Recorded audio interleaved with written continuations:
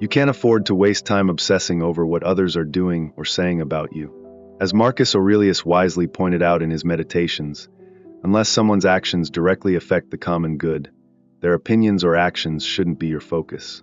Why? Because when you're fixated on the thoughts and behaviors of others, you neglect what you actually have control over, your own thoughts, actions, and decisions. And that's where your true power lies. This is a core Stoic lesson. Focus on what you can control. Too often, we let ourselves get swept up in the judgment of others or the endless comparisons we make to those around us. But the truth is, the only thing you can truly control is how you respond to life. And this is the key to making a meaningful difference in your own life. One of the major lessons in Stoicism is that we don't control what others think or say about us, and that's something we need to accept. In fact, my own experience with Stoic philosophy has shown me just how liberating it is to let go of caring about external opinions. Whether you're talking to professional athletes, CEOs, or military leaders, one thing always stands out: the ability to not care what others think is vital for true success and peace of mind.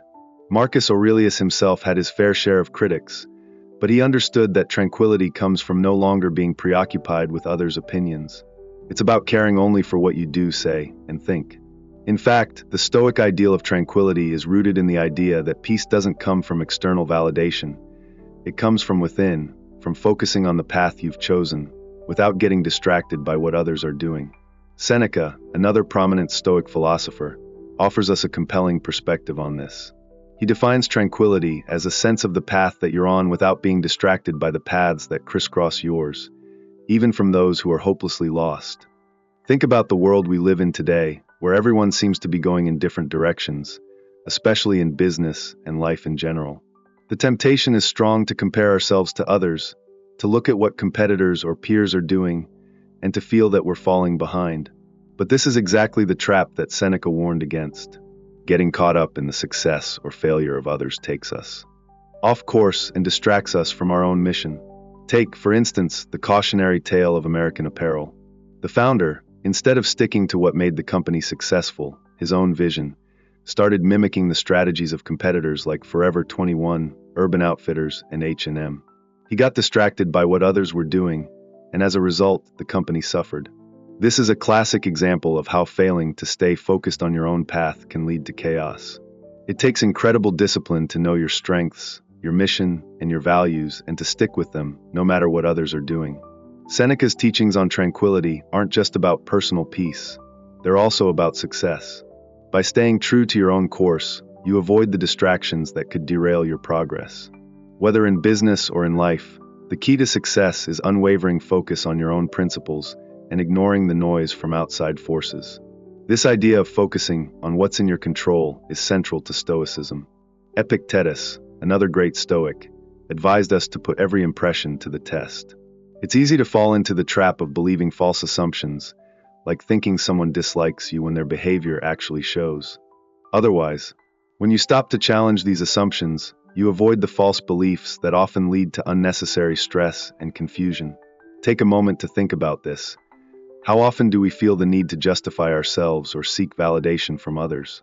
The truth is, we often make false assumptions about what others think of us, and these assumptions can be far from reality.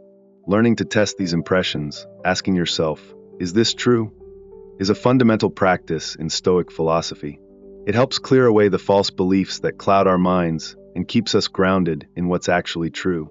Here's a personal example from my own journey. When I moved to New Orleans over 10 years ago, I didn't tell anyone that I was writing a book. Why? Because as a Stoic, I understood that improvement doesn't come from seeking validation or worrying about what others think. In fact, I later found out that many of my friends thought I didn't have a job at all. I was just a guy living in an apartment doing nothing. But I knew what I was working on. I wasn't seeking validation for the work. I was focused on doing the work itself. Epictetus has a powerful teaching about this. If you want to improve at something, you must be willing to be seen as foolish or stupid by others. I didn't care what anyone thought about me. I focused on the task at hand, and eventually, when the book was announced, everyone was shocked. They didn't realize that I was putting in the work while they thought I was just hanging out. This is another essential Stoic principle. A Stoic doesn't talk about their work, they do it. The act of doing, The focus on the task rather than the validation is what leads to real success. There's a profound truth in the idea that talking about your work and actually doing the work both fight for the same resources, your attention and energy. The more you talk about it, the less time you have to actually do it. The Stoic mindset teaches us that actions speak louder than words. It's not about seeking applause or recognition. It's about sticking to your path and doing what you've set out to do. In today's world, we're constantly bombarded by external opinions, judgments, and distractions. The Stoic art of not caring about what others think might just be one of the most powerful tools you can adopt for a peaceful and successful life. Instead of worrying about what others say or do, focus on what's in your control, your thoughts, actions, and decisions. That's where your true power lies. There's a powerful truth that's easy to overlook. Often, we should stay silent about our plans until they are completed. This isn't about secrecy for secrecy's sake, but about focusing energy on execution rather than empty talk. Joan Didion, in one of her most profound essays, spoke of this very idea. Sitting at her desk, surrounded by the same furniture that once belonged to her, she wrote about something incredibly important: self-respect. She believed that self-respect was the key to freedom, particularly from the judgment and expectations of others. When we respect ourselves, we reclaim our power. We are no longer enslaved by the opinions of others because we find our worth internally, not externally. Self-respect means holding ourselves to a higher standard, recognizing our worth, and knowing what we will and won't tolerate. It's about having the confidence to walk through life as a person deserving of respect, not waiting for it to be given, but earning it through the choices we make. This internal foundation is where true strength lies, and from this place, we emanate a kind of quiet power that commands the respect of others naturally. There's a lesson here that goes beyond just self-respect. Stoic philosophers, particularly those revered by the founding fathers of this country, shared a timeless truth. Success is never guaranteed, but being deserving of it, that is something we can control. It's not about the external accolades, the titles, or the recognition. It's about knowing that you've lived a life worthy of those things. And that begins with how you see yourself. In the realm of work, presence matters. If you're constantly distracted by external opinions, what others think of your work, your success, or your life, it will inevitably diminish your ability to perform at your highest level. It's like having a limited bandwidth, and the more you engage with irrelevant opinions or negative energy, the less focus you have for the task at hand. Whether it's something as trivial as an insult on social media or a more personal issue weighing you down, every ounce of energy spent on those distractions is energy taken away from what really matters. Your mind has a finite capacity for focus, and when that focus is split between various distractions, you're only giving a fraction of yourself to your craft. The key is recognizing what's truly important and eliminating the noise. If you waste your time trying to impress people who don't even respect you or who don't understand you, you're only sabotaging your own potential. This is where the idea of therapy or seeking help comes in. Often we're trapped in a negative feedback loop of overthinking, self-doubt, or caring too much about what others think. We can get stuck in this cycle and forget to focus on what really helps us grow. Therapy, whether through online platforms like BetterHelp or through personal reflection, can help break that cycle. It's about finding the tools and support that allow you to reset, gain clarity, and put your focus back on what's important: yourself, your work, and your true goals. The Stoic approach to criticism is one we often forget. Instead of internalizing the judgment of others, look at the person doing the judging. What have they accomplished? What do they value? Are they truly qualified to judge you?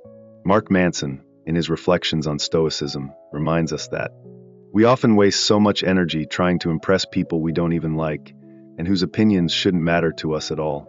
It's foolish, really, when you break it down. And yet, we do it all the time. Think about the approval you're seeking. Is it from someone you respect? Someone whose opinion truly matters? Or are you just trying to appease a voice in your head or a critic who has no real understanding of your life or your journey? Most of the time, these people don't even know what you're trying to achieve. They're judging you for mistakes or weaknesses, but they likely have their own issues, perhaps even worse than yours. It's critical to remember that their judgment doesn't define you. Zeno, the founder of Stoicism, once struggled with social anxiety. He cared so much about how people perceived him, how they judged his appearance, his posture, his every little flaw, that it held him back. Then he met his mentor, Crates, who taught him a vital lesson: stop caring about others' judgment. Crates understood that Zeno needed to stop worrying about how people saw him and focus instead on who he truly was. Through this shift, Zeno found his inner strength. So, if you're caught up in the whirlwind of seeking approval, remember, it's not about impressing others. It's about building a life that is worthy of respect and respecting yourself enough to live it authentically, without the weight of external validation. There's a remarkable story about Zeno, the Stoic philosopher, that beautifully illustrates how we let the fear of judgment shape our actions. One day, his mentor, Cato, asked him to carry a large pot of soup across town. Knowing how mortified Zeno would be at the thought, he tried to sneak around, avoiding people, or even thinking of doing it at night. But Cato was one step ahead, following him closely, and when Zeno was finally out in public, Cato struck the pot with his staff, causing the soup to spill everywhere. Naturally, Zeno was embarrassed and tried to flee. But Cato, calm as ever, called out to him, "Where are you going, my friend? Don't you realize that nothing has actually happened to you?" His point was simple. Just because people stare or judge doesn't mean something harmful has occurred. The world doesn't revolve around the opinions of others. Their judgments are fleeting, and soon they will forget. This is a profound Stoic lesson, one that teaches us to not be driven by external judgment, especially when it's based on fleeting moments or misunderstandings. Cato practiced what he preached. He would walk around barefoot in ragged clothes, despite being wealthy enough to afford the finest garments. His goal was to build an immunity to the opinions of others. By willingly embracing discomfort and rejection, he taught himself not to care about societal norms or people's judgment. This allowed him to stand firm when others faltered. In the face of political turmoil and widespread fear, he was the one who could hold his ground, resisting pressure to follow the masses and doing what he believed was right. It's not easy, of course. We all struggle with caring about what others think. But with practice, we can begin to reduce its hold on us. Stoicism is not just a philosophy, it's a way of life, a practice, a process. It's something we engage with actively, just like Zeno did under the mentorship of Cato. And then there's the strange irony that Stoics point out. We worry not only about the opinions of people we know, but also of people in the future who we'll never meet. We long for fame, for validation from generations far beyond our own existence, despite knowing we won't be around to enjoy it.